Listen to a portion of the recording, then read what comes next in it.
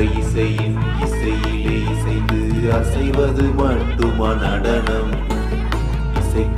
இசையிலும் இசையினை இசைக்கிற அசை உள்ள ஆட்டமும் நடனம். தாங்கும் தாளத்தில் தகதி மிகதியினில் ஆடுதல் மட்டுமா நடனம்? அடிக்கிற பறையினில் இடிக்கிற இசையினில் துடிக்கிற துள்ளலும் நடனம். தில்லையின் கூட்டன நடராஜா நீ